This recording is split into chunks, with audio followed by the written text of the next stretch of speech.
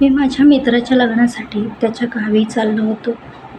त्याला सरप्राईज द्यायचे म्हणून मी त्याला काहीच सांगितले नव्हते. मी एसटीत होतो. कंडक्टरकडे मी भांडरवाडीचे तिकीट मागितले. तसे तो माझ्याकडे एकटक बघायला लागला.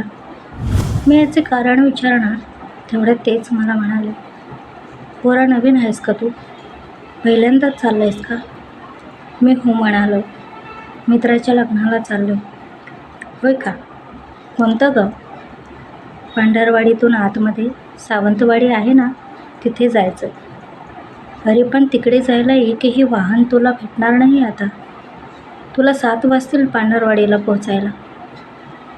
त्या कंडक्टरने मला सांगितले व ते पुढे तिकीट घ्यायला गेले. माझ्या बाजूला एक म्हातारे बाबा बसले होते. ते खूप वेळ माझ्याकडे एकटक पाहत होते. मी त्यांना, "काय झाले आजोबा? तुम्हाला काय हवंय का?" म्हणून विचारले.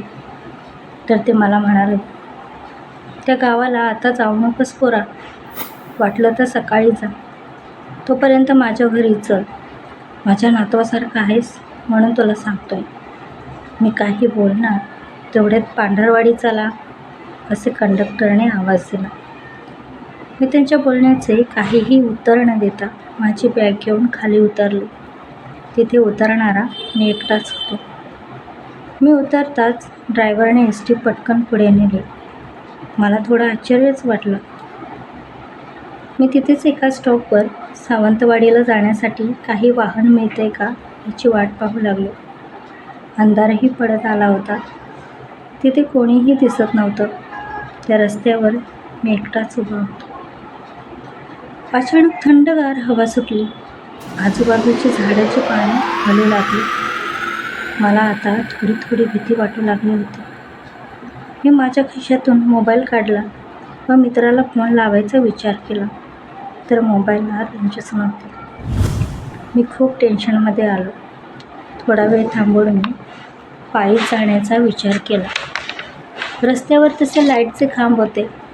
त्याच लाईटच्या मंद प्रकाशात मी माझी बॅग विसरून चालू लागलो. चालताना अचानक माझ्या मागून पैंजणांचा आवाज येऊ लागला. मी थांबलो आणि मागे पाहिले तर कोणीच नव्हतं. मी पुन्हा चालू लागलो. अचानक माझा मोबाईल वाजला. मला फोन आला होता. रेंज नसतानाही. तो नंबर अननोन होता. मी घाबरलो. माझे अंग थरथरू लागले. मी तसाच तो कॉल रिसीव्ह केला आणि हॅलो म्हटले. तर एक तरुणी माझ्यासोबत बोलत होती. "रोहित, कुठे चाललायस तू? मला एकटीला इथं ठेव. मागे बघ, मी इथेच बसले." मी खूप दचकलो व जागच्या जागीच थांबलो. माझी मागे बघण्याची अजिबात हिंमत होत नव्हती. या मुलीला माझे नाव कसे माहीत? ही मला कशी ओळखते? मी पहिल्यांदाच या गावी आलो. मी आता खूपच घाबरलो. माझ्यात आता पुढे जाण्याचीही हिंमत होत नव्हती आणि मागे जाण्याचा तर प्रश्नच नव्हता, कारण मी खूप पुढे आलो होतो. मला पुन्हा कॉल आला, पण ह्यावेळेस मी माझा मोबाईल स्विच ऑफ केला आणि मी हिंमत करून पुढे चालू लागलो. तसा माझ्या मोबाईलवर पुन्हा कॉल आला. आता मी जाम घाबरलो, कारण माझा मोबाईल मी स्विच ऑफ केला होता. स्क्रीनवर तोच नंबर दिसत होता. मी तो कॉल रिसीव्ह केला नव्हता, तरीही त्यातून आवाज येत होता. "रोहित, कुठे चाललायस तू? मला एकटीला इथं ठेवून? मागे बघ, मी इथेच बसले." मला काय करावे काही समजत नव्हतं. पुन्हा मला कॉल आला आणि त्यातून आवाज येऊ लागला, पण ह्यावेळेस मात्र तो आवाज खूप भयानक होता. मी माझा मोबाईल तिथेच फेकला व 80च्या स्पीडने धावत सुटली. थोडा पुढे गेलो. मला खूप दम लागला होता. अचानक मला पुन्हा मोबाईलच्या रिंगचा आवाज आला. तो मोबाईल माझ्या खिशात वाजत होता. मी तर मोबाईल तिथेच फेकला होता. मग माझ्या खिशात कसा आला? मी रागाने फोन रिसीव्ह केला व म्हणालो, "कोण आहेस तू? माझ्यासमोर ये." आणि कॉल कट करून मी रडू लागलो. तेवढ्यात एक 40-45 वयाचे एक काका मला सायकलवरून जाताना दिसले. एवढा वेळ तर ह्या रस्त्यावर माझ्याशिवाय कोणीच नव्हतं. मग हे काका कुठून आले? जाऊ देत. मी त्या काकांना हाक मारू लागलो. थोडा पुढे जाऊन ते काका सायकल घेऊन थांबले. त्यांना थांबलेलं पाहून मी पळत त्यांच्याकडे गेलो. ते काहीच न बोलता तसेच उभे होते. मी तसाच धावत त्यांच्यासमोर आलो, तर भीतीने माझे हातपायच गळाटले, कारण त्या काकांचा चेहरा पूर्ण सपाट होता. ना डोळे, ना नाक, ना तोंड. मी तसाच खाली पडलो. तसे ते त्यांचा हात माझ्या दिशेने लांब करू लागले. मी तसाच मागे सरकत उठलो व ओरडत किंचाळत पळू लागलो. थोडा पुढे गेल्यावर एक तरुणी माझ्यासमोर पाठमोरी उभी होती. मी तिथेच थांबलो. तिचे केस तिच्या गुडघ्याच्या लवणीपर्यंत होते. माझे लक्ष तिच्या पायाकडे गेले, तर तिचे पाय उलटे होते आणि ती भरड्या आवाजात माझे नाव घेऊन मला म्हणत होती, रोहित, कुठे चाललायस? मला एकटीला इथं ठेवून? माझ्या तोंडून आता एकही आवाज निघत नव्हता. माझे हृदय जोरात धडधडत होते, जणू ते आत्ताच बाहेर पडेल.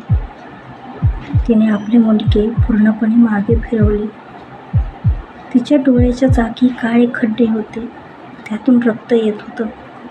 तिचा जबडा पूर्णपणे फाटला होता. ती तिची मुंडी गरागरा माझ्यासमोर फिरवू लागली. तिचा भयानक अवतार पाहून मी तिथेच बेशुद्ध पडलो. काही वेळाने मी शुद्धीवर आलो. मी कोणाच्या तरी घरी होतो. आजूबाजूला पाहिले तर माझा मित्र आणि त्याचे आईवडील, भाऊ उभे होते. त्यांच्या सर्वांच्या चेहऱ्यावर काळजी दिसत होती.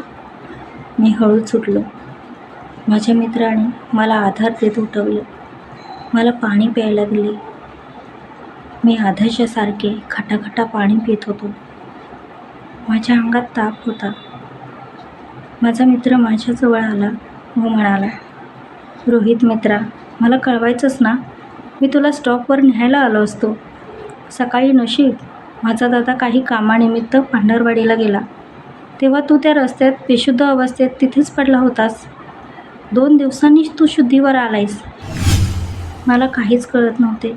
स्टॉपचे नाव ऐकताच मला माझ्यासोबत जे घडले ते आठवले व मला दरदरून घाम फुटला. मी रडतच माझ्या मित्राला व त्याच्या घरच्यांना माझ्यासोबत घडलेले सर्व सांगितले.